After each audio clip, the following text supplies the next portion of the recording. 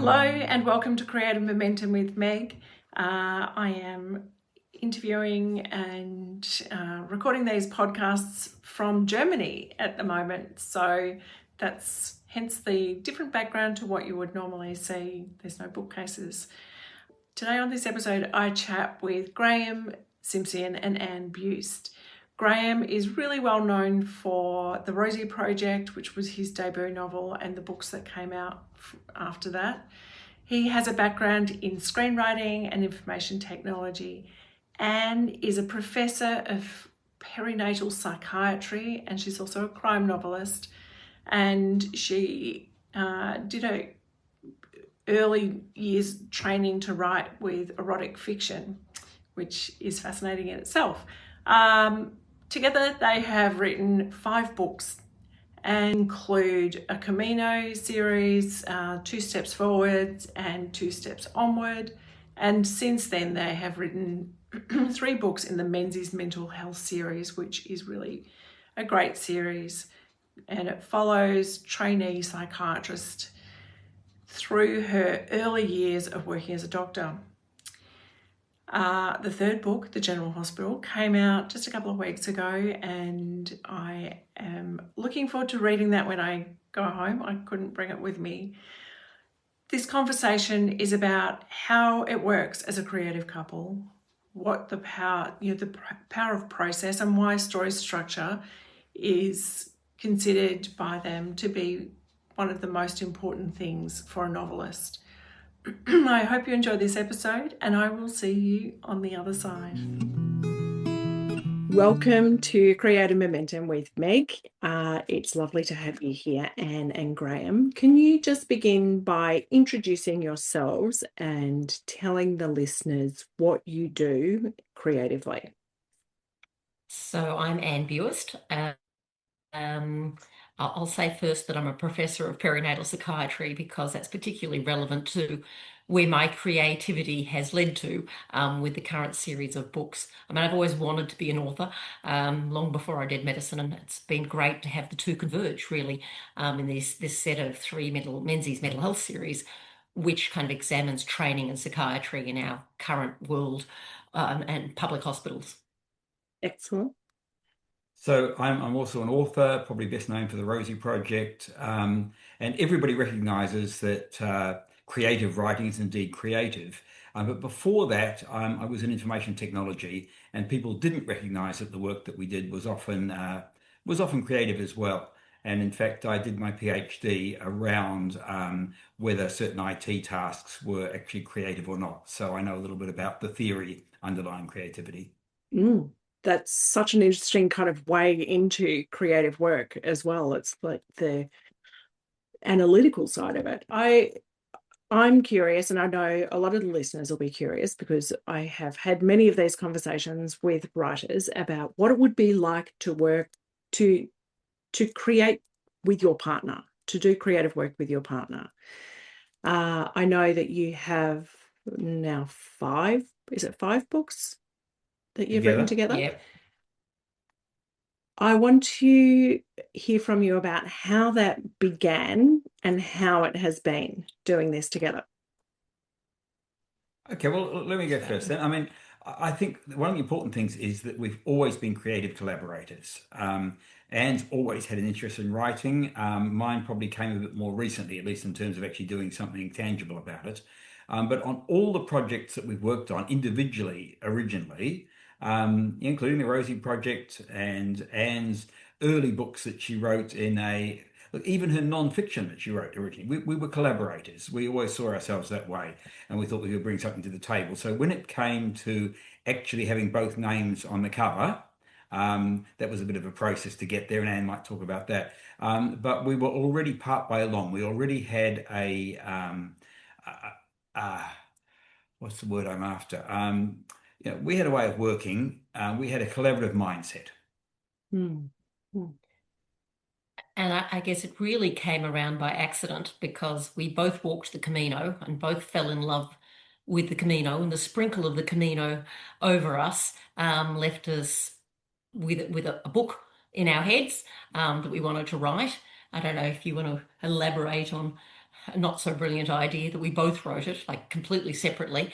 Him from the male character point of view, me from the female character point of view. And we thought it was going to be great that, couples would sit in bed and read their own one and compare notes. Our publisher didn't think it was a really great idea at all. And nor did our beta readers. No.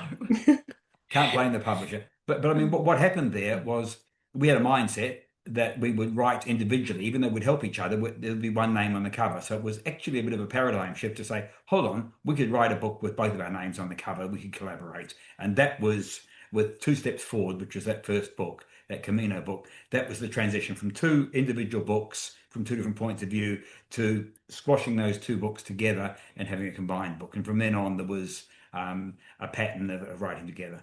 And it became very clear that Graeme's the better editor. So when I had, two 80,000 word books to try and combine, I think I got it down to maybe 140,000. And Graeme had to get it down the rest. But by the time we got to the sequel, we knew we were only writing one book, but alternating chapters. So there was still a degree of a lot of planning and together, but we had our own individual character, a lot of editing afterwards. We both knew what we were aiming for, and it worked pretty well. And there was no question in my mind that Graeme's name needed to go first, because it was in his genre, because I've been writing crime up until that point of view, and I really didn't want to confuse readers.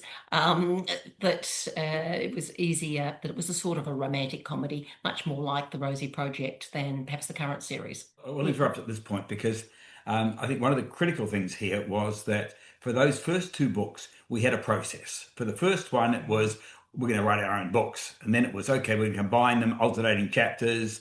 And then going into the second book, Two Steps Onward, well, we knew that was what we were shooting for, but nevertheless, Anne's responsibility to write the chapters from Zoe's point of view, my responsibility to write the chapters from Martin's point of view, joint responsibility to come up with a plan, joint responsibility to edit back and forth.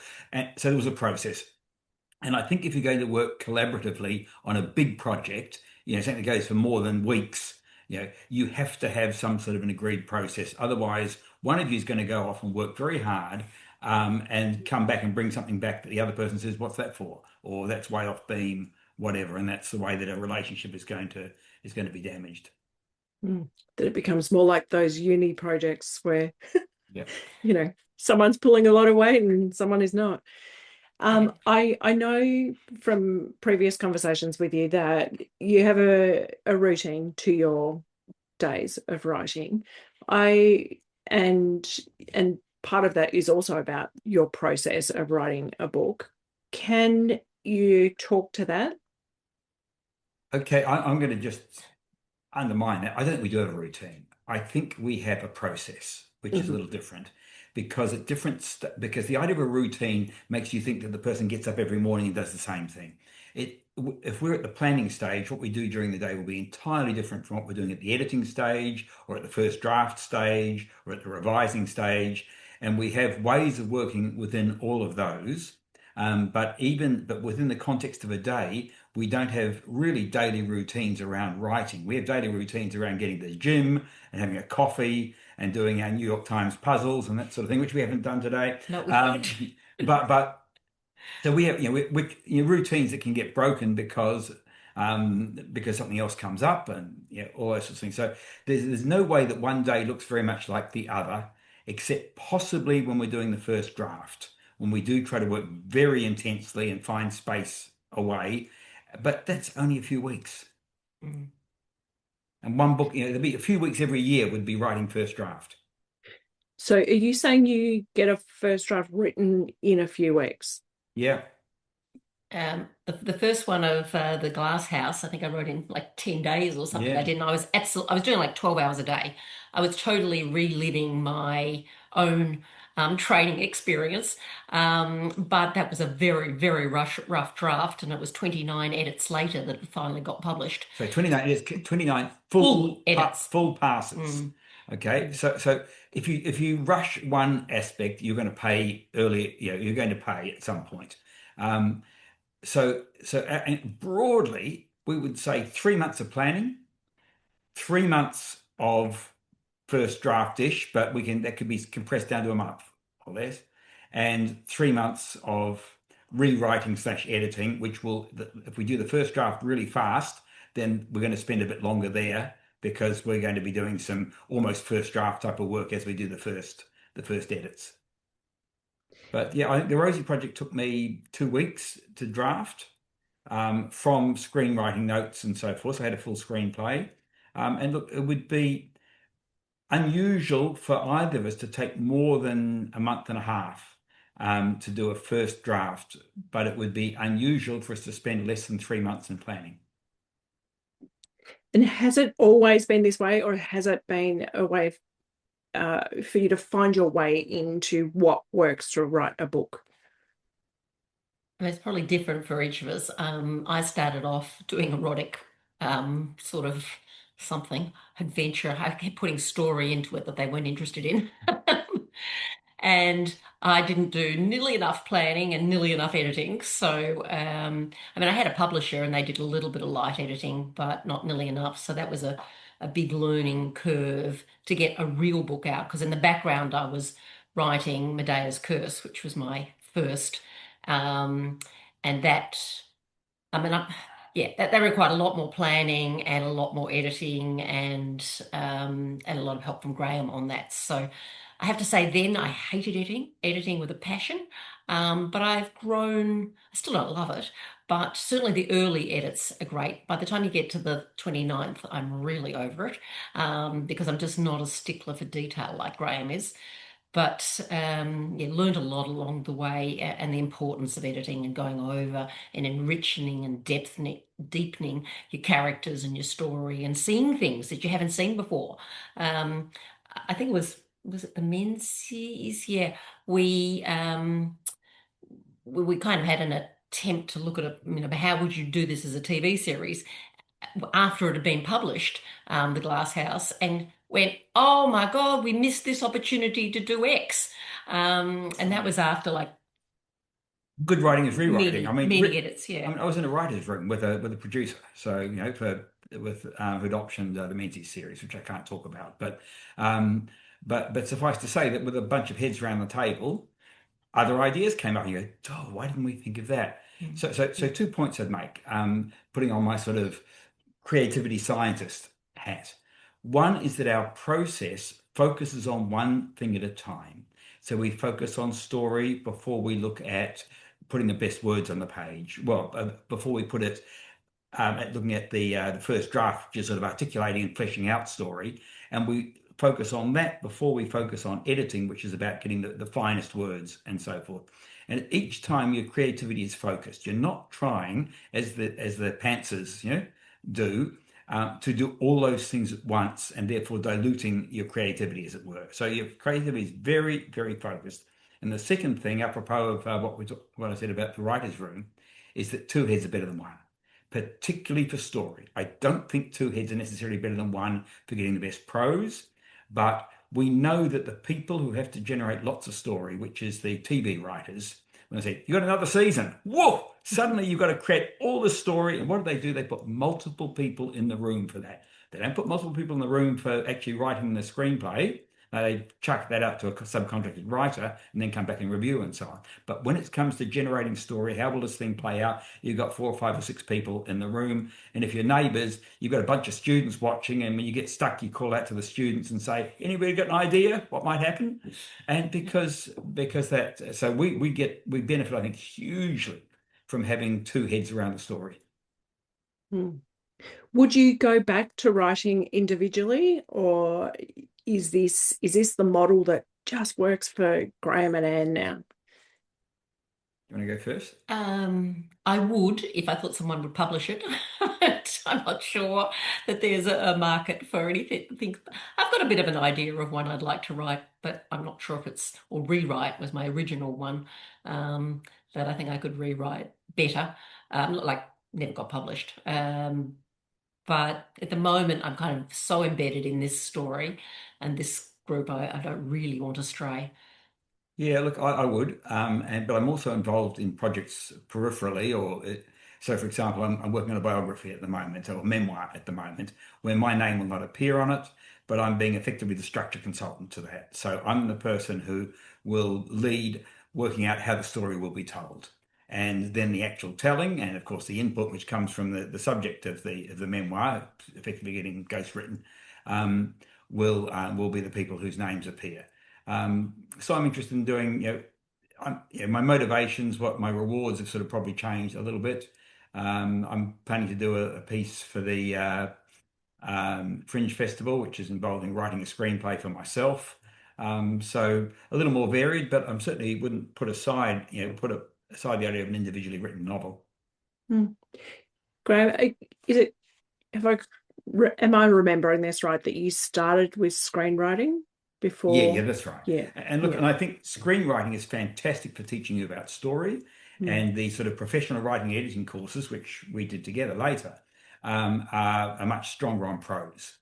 And it's interesting. I think that out of our MIT where we study, I would probably bet that the most successful novelists have come out of the screenwriting program.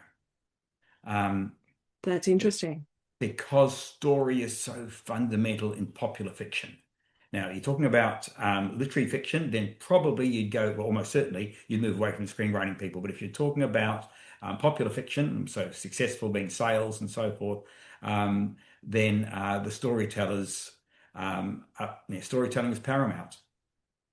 What did studying screenwriting teach you for writing novels? It taught me story structure. It taught me fundamental, and I have to tell you that the professional writing editing course was weak on storytelling. It was strong on prose, very weak relatively on storytelling. We did very little on how a story was structured, what the turning points were, what the dramatic question was, all of that language around storytelling. We did so little, and you had people bringing the same 2,000 words to class over and over again, or bringing disjointed pieces of things. And you say, how does this fit into the overall story? Oh, I don't know yet. And the teacher wasn't too fussed either. The teacher was saying, oh, you've done that nicely, or that's not so good. That's all very good. But actually 80,000 words is a massive project, and you need almost project management skills to do that. But you need a process because you won't manage it otherwise. And within that, you need storytelling skills, which are often put down by what I would call literary snobs. And we end up with literature which is beautifully written, but not engaging. Mm-hmm.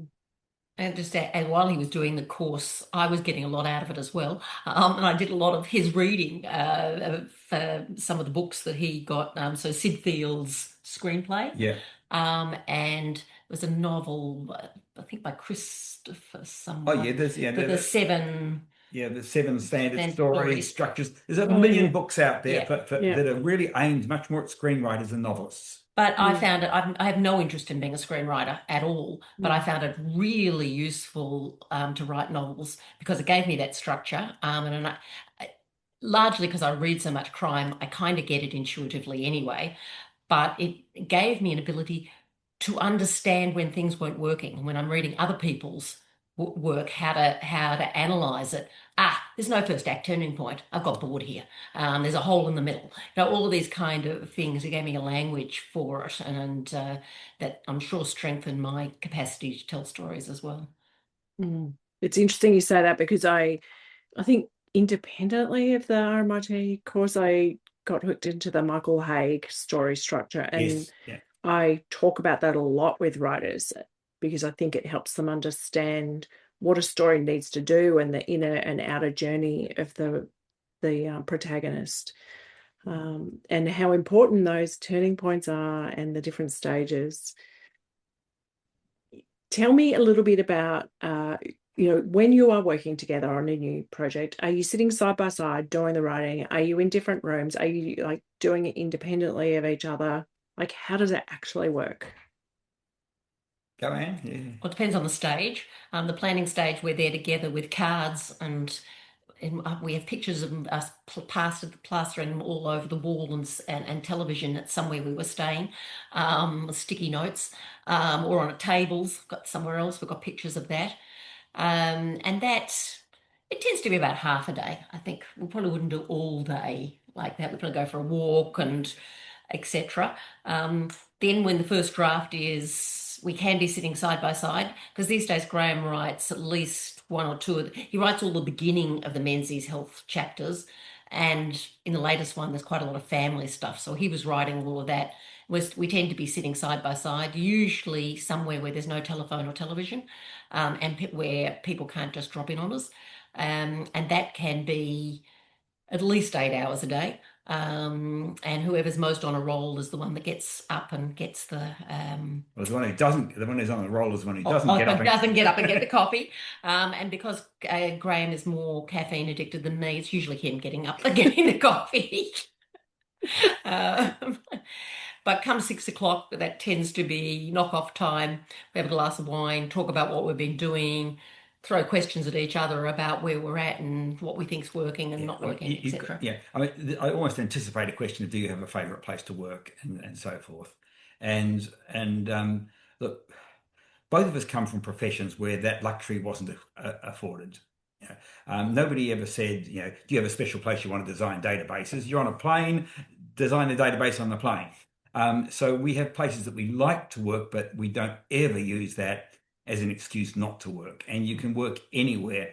It's hardest when you're doing that first draft, but you can do it. You can certainly plan anywhere. You can come up with ideas that feed into the plan, and you can edit. Edit anywhere, yeah. Anyway, you can open your computer and you can say, I'm just going to turn to the worst paragraph in the whole book and I'm going to make it better. And when you close that, guaranteed, when you close the computer, you'll have made it better.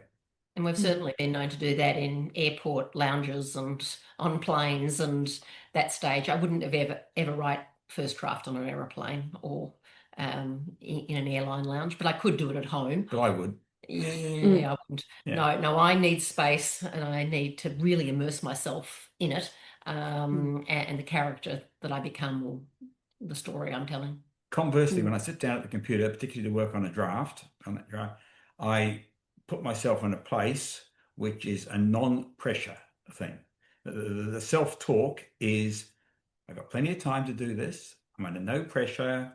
I've only got to write 500 or 1,000 words or whatever, and I've got a few hours to do this. Easy. Not, oh my God, I've got to get this thing done. You know, and I've already got a plan, so I know what I'm going to try to write.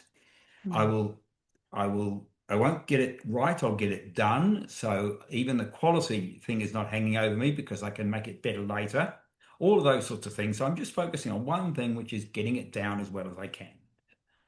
At each stage, we're being kind to ourselves like that.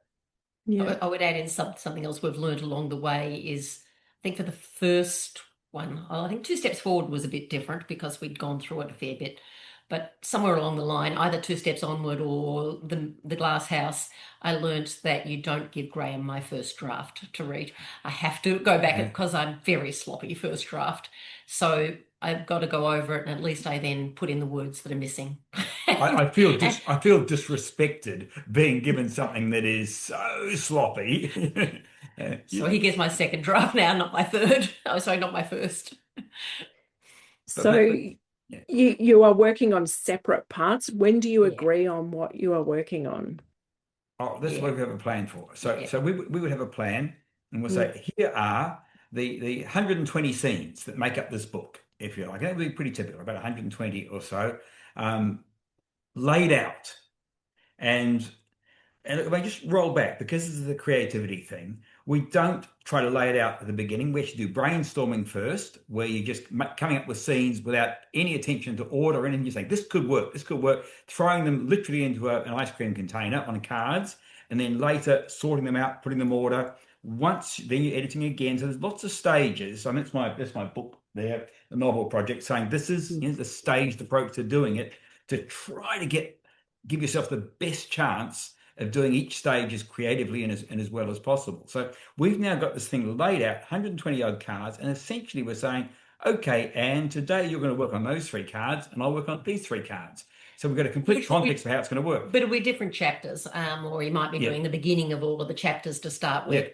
But let's say I'm doing chapter 1, and I've got, how many cards would have chapter 1 have? 4 or something? About 10. Okay. We don't know what order they're going to be in. So then that I enter into the world and write well, we might have talked about what the opening scene would be. So I'll start with that, and then it flows off from there. And part of it, because it's in a mental health hospital, there is some logistical stuff that has to be followed. But in that process, the stuff that pantsers do all the time, I'm sure, evolves. And I could do this here, and I throw something So in. let me just interrupt for a second. Those cards are absolutely in order to tell the story properly, but Anne feels free to ignore that, and that's part of it. That this is not a straitjacket. This is a default answer that we know will work. But once Anne gets into it, she says, "Oh, why is this going here? I'll put this second. I'll just throw them all in the air. There's only 10 of them. I can tell them any way I like." And and there'll be some logic in it that probably does keep things in a certain. We do tend to have the last card, though, has to be the last card because it's got to connect to the next chapter. And the first card will be where the patient comes in. So there's going to be some logic in there. Yeah. But it's really important that when you have a quite prescriptive process that we have, it's not a straitjacket, it's your safety net. And it's a big difference between the two. You say, I can write something right now which will work. But you know what? With that safely in place, I've got the confidence to try something different.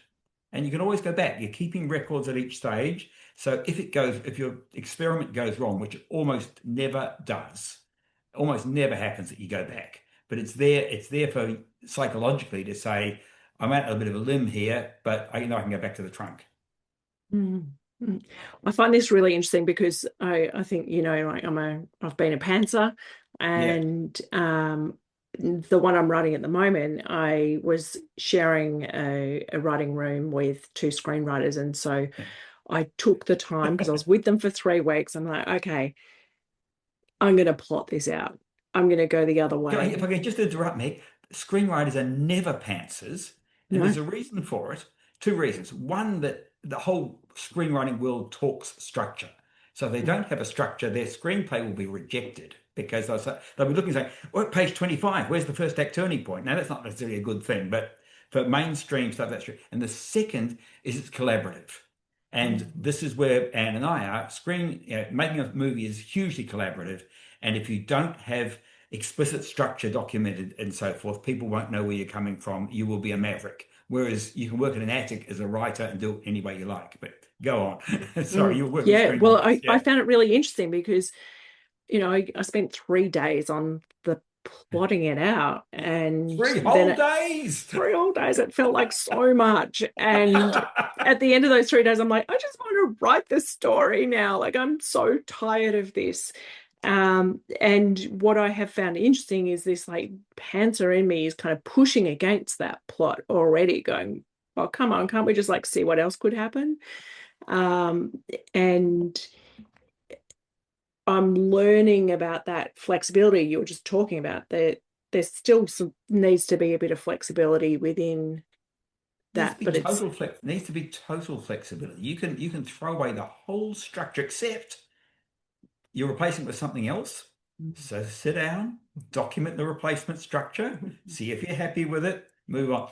I mean, it's including the structure is part of your process. And what I say is that pantsing is not an identity; it's a choice. People say, I'm a pantser, like can never change. And I would say, if it's working for you, by all means, be a pantser. But if it's not working, if you're getting stuck, if you're writing a third of a book and then it's going nowhere, if you've got the massive hole in the middle, if those are the sorts of problems you have, those are absolutely classic problems of lack of structure. Mm-hmm. I am curious about where you get your inspiration from. I'm obviously with the Menzies Mental Health series. That feels quite clear. But does it always come from, I have had this experience and I want to share this now in a fiction form to show the world something, or does it come from other places? Do you want to start by talking about your erotic fiction novels, Anne? Come on, in the back of my erotic fiction novels, there was murders and kidnappings. And I wanted to do crime. It's just the sex was thrown in. But they were truly horrible. Don't recommend them. So I think mostly they do come, not necessarily entirely from real life or real situations, but an amalgamation of them. I mean, my crime novels, bar the standalone one, the heroine isn't anyone I've ever met, but she has bipolar disorder. And I've met loads of people with bipolar disorder. And, by the time I fleshed out her background and what the issues were for her, she became very real. But then she's entering the world, which is a little adjacent to what I do. I am technically a forensic psychiatrist, but I only do perinatal forensics. Um, but it was still drawing on a lot of that.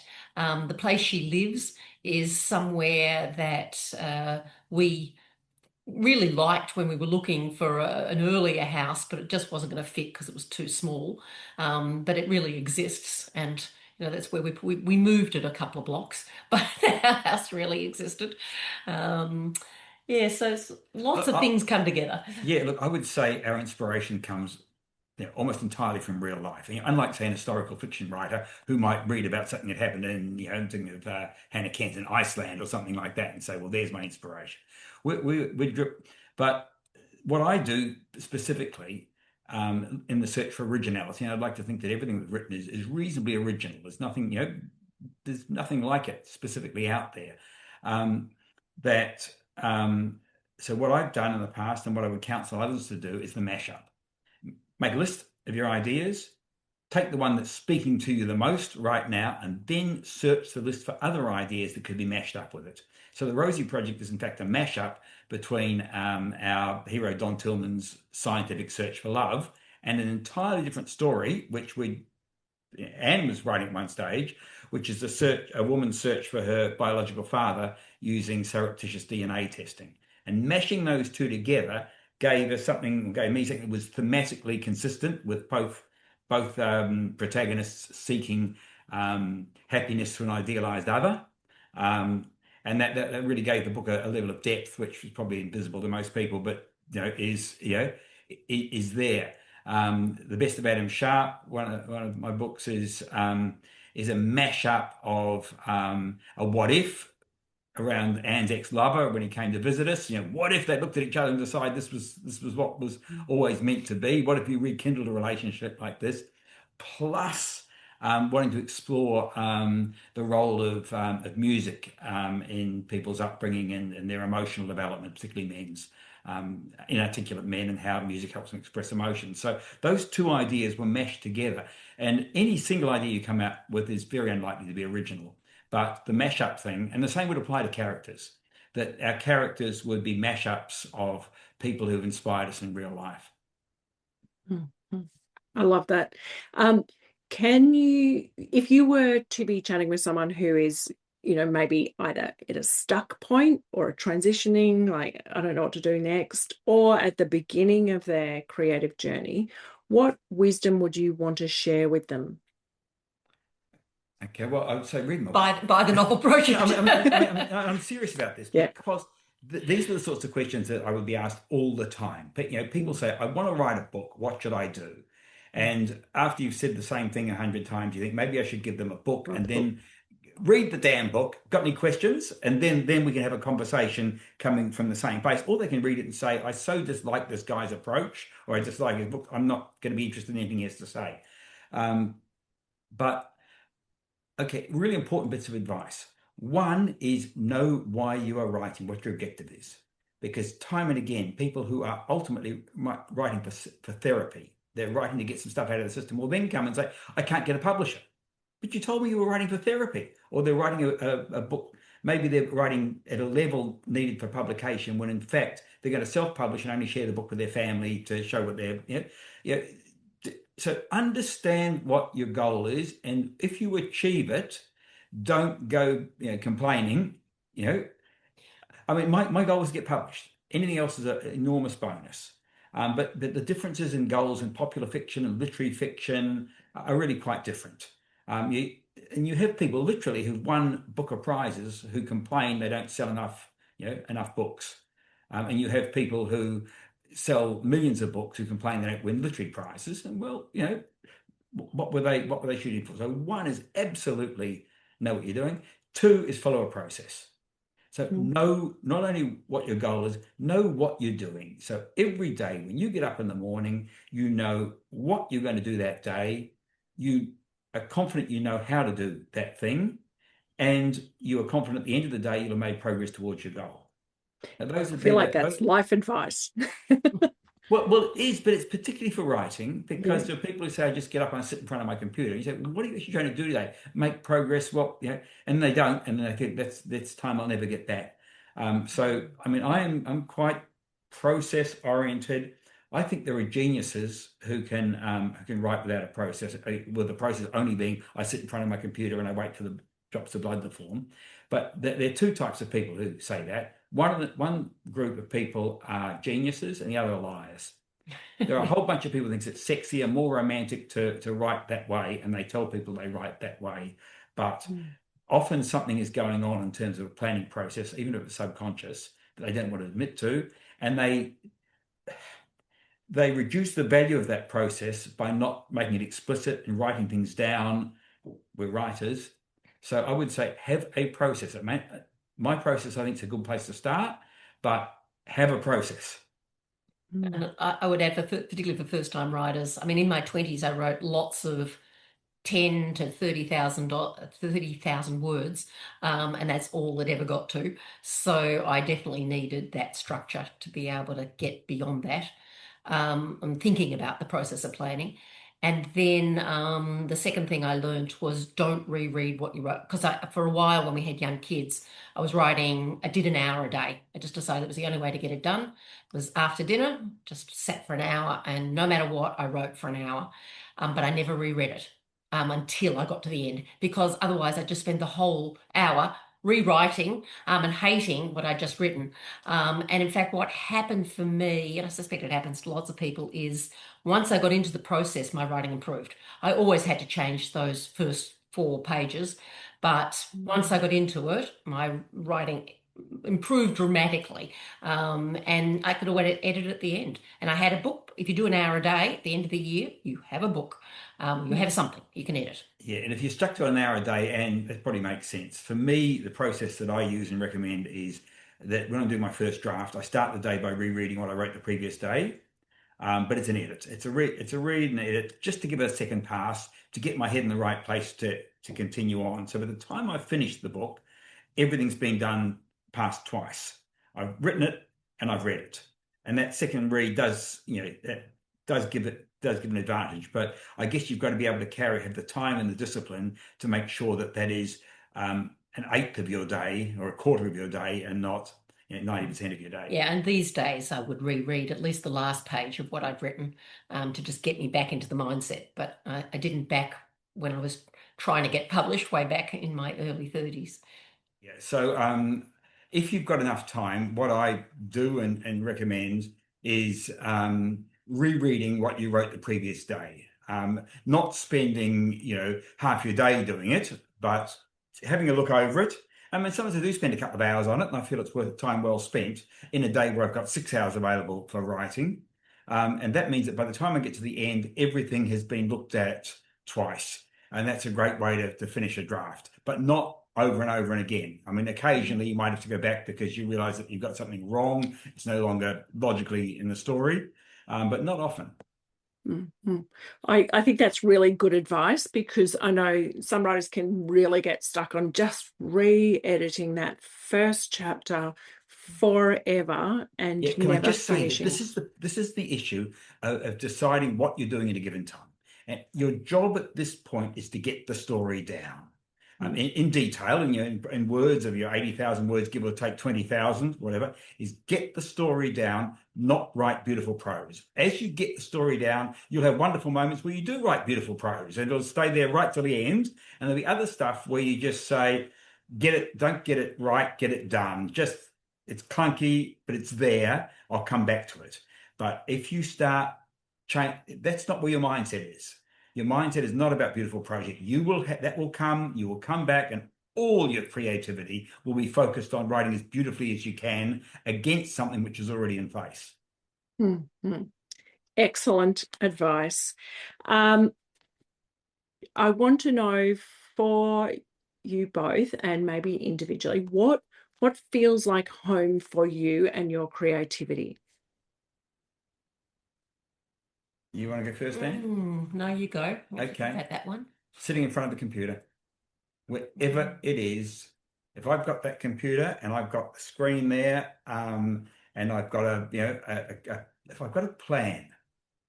So for me, the most comfortable place is writing the first draft. That's a very comfortable place to be because I have a good plan and I know I'm going to be producing a whole lot that compares really well with what other people do in the same time frame. So it's a really good feeling. Actually coming up with the plan is a lot more disjointed and probably the most frustrating part. That's where I have the most problems, the most, not quite writer's block, but you get stuck. How am I going to get this person from here to there? Or how am I going to finish this story? All that. That's the toughest part. And then editing is a little bit mechanical. It's a bit, a bit drier. Mm-hmm. Yeah, from an ideas point of view, the most creative time is 6 o'clock, between 6 and 7 when we're having a glass of wine. Second glass of wine's useless, but the first glass is just spot on.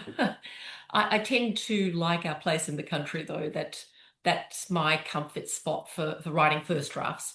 I can do the rest anywhere, but first drafts, I really like to be out in our spot in the country. Yeah, absolutely. I love that. So for the listeners, the links to Anne and Graeme's books will be in the show notes. And can you please tell me the title of the third book of the Menzies Mental Health series? So it's the General Hospital. So in this one, Hannah and her colleagues are doing consultation liaison psychiatry. So they're back in the General Hospital fighting it out with cardiologists, neurologists, surgeons, cancer specialists, and who's the top of the heap, and it's certainly not psychiatrists. And you can read it standalone. But I sort of said, why would you? I mean, it's a series that starts with a glass house and it's the third in the series. And the oasis is in the middle. Yeah. Yeah, and I agree that you could read, I mean, I've only read the first two, but they can be read independently of each other, but reading them together is even better. It's a richer story. Thank you so much for coming on Creative Momentum with Meg. And as I said, all of the details for Anne and Graeme's work will be in the show notes. And thank you for the invitation to be on with you, Meg. Yeah. Great thing you're doing here. Fantastic. It's my absolute pleasure. I really hope you enjoyed that conversation with Anne and Graeme. You can find all of the links to their books in the show notes. And I would encourage people who are interested in ways to approach story structure to have a look at Graeme's book, The Novel Project, because he talks about the process of how to write a book. Some of the things that I guess I found quite interesting were about,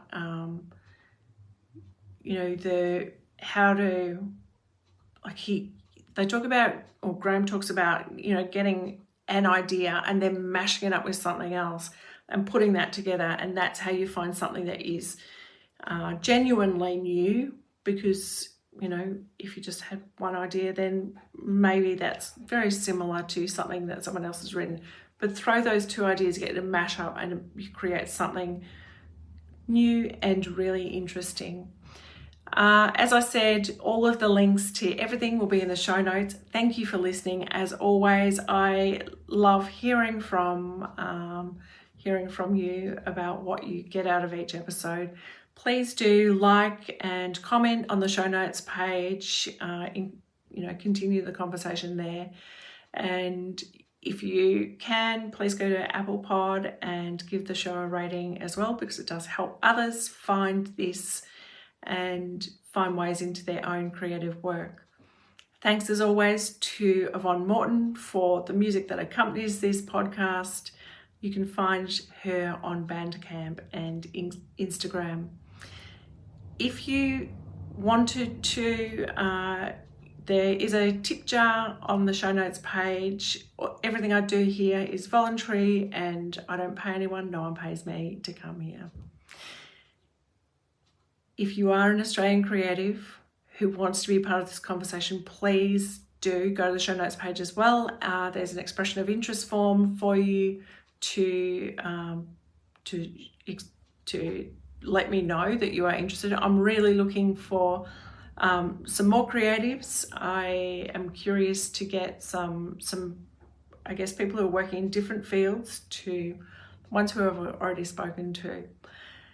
But also, if you're a writer or an artist or, whatever, creative, please just jump onto the page. Until next time, keep building your creative momentum. Thanks for listening. This is Meg Dunley on Creative Momentum with Meg Dunley.